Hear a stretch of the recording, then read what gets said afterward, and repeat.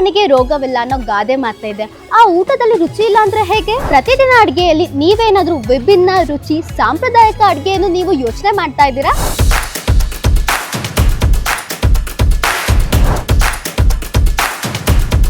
ಹಬ್ಬ ಹರಿದಿನಗಳಲ್ಲಿ ಸಿಹಿ ಖಾದ್ಯ, ಮನೆಗೆ ಅತಿಥಿಗಳು ಬಂದು ದಿಢೀರ್ ಮಾಡುವ ತಿನಿಸುಗಳು,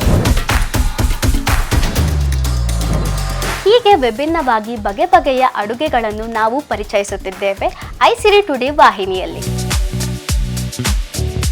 ಮಕ್ಕಳಿಗೆ ರುಚಿ ರುಚಿಯಾದ ತಿನಿಸು, ಮನೆಯವರಿಗೆ ಅತ್ತೆ ಮಾವ ಅವರಿಗೆ ಆರೋಗ್ಯಕರ ಆಹಾರ. ಐಸಿರಿ ಟೇಸ್ಟ್, ಸವಿ ನಿಮ್ಮದು, ರಿವ್ಯೂ ನಮ್ಮದು.